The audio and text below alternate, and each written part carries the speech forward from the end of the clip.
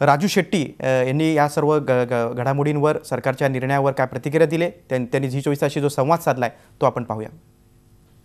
सरकारने कर्जमाफीची भूमिका घेतली, त्याचवेळी काही घोषणा देखील केल्या, पण ह्या सगळ्या आंदोलनाचा सगळ्यात मोठा संघर्ष केला तो राजू शेट्टी यांनी आपल्या समोर आहेत। संघर्षाची भूमिका घेत सगळ्या इतर संघटनांना एकत्रित बांधत तुम्ही भूमिका मांडली। मुळात आत्ता सरकारने जे काही 2-3 निर्णय घेतलेले आहेत, एक तर मुळात अल्पभूधारकांना तात्काळ रद्द करू असं म्हटलेलं आहे, कर्जाचं पुनर्गठन म्हटलेलं आहे, पण त्याचवेळी जी कमिटी परत एकदा कमिटीचं एक परत दिलेलं आश्वासन की जे मोठे सरसकटच्या बाबत नियमावली निकष करायची, याच्यावर काय मत आहे? अनेकांनी असं मत व्यक्त केलं की आम्ही काही धनदांडग्यांना कर्ज बुडवायला प्रवृत्त करतोय आणि त्याचं आम्ही समर्थन करतोय।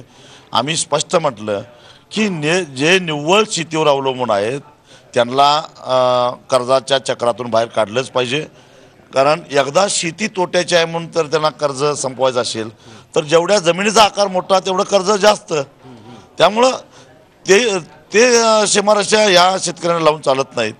या उलट निव्वळ शेतीवर अवलंबून असणाऱ्यांना यातून बाहेर काढा आणि जे लोक आमदार आहेत, खासदार आहेत, नेते आहेत, ठेकेदार आहेत, सरकारी अधिकारी आहेत, व्यापारी आहेत, कारखानदार आहेत, पण त्यांच्या नावावर जमीन आहे अशांना वगळा, कारण शेवटी हा पैसा करदात्याच्या पैशातूनच चुकता होणार आहे।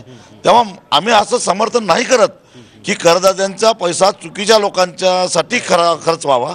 आम्ही जे निव्वळ शेतीवर अवलंबून आहे ते सरकारच्या धोरणामुळं, नैसर्गिक आपत्तीमुळं तोट्यात गेले त्यांना वर काढण्यासाठी करदात्यांचा पैसा वापर व्हावा ही आमची प्रामाणिक भावना होती। आजच्या घेतलेल्या सरकारच्या निर्णयावर तुम्ही खुश आहे?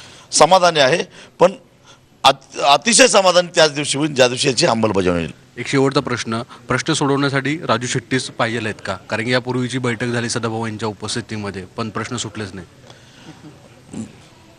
वस्तुस्थिती आणि व्यवहार आणि त्याची गरज याचा समन्वय साधण्यामध्ये कुठेतरी मला जमतं, ह्यात माझा दोष नाही आहे। धन्यवाद। मोजक्या शब्दात राजू शेट्टींनी स्वतःची भूमिका मांडलेली आहे। Video journalist Vidyadhar Sagar Kulkarni, Zee media, Mumbai. Zee 24 तास रहा एक पाऊल पुढे।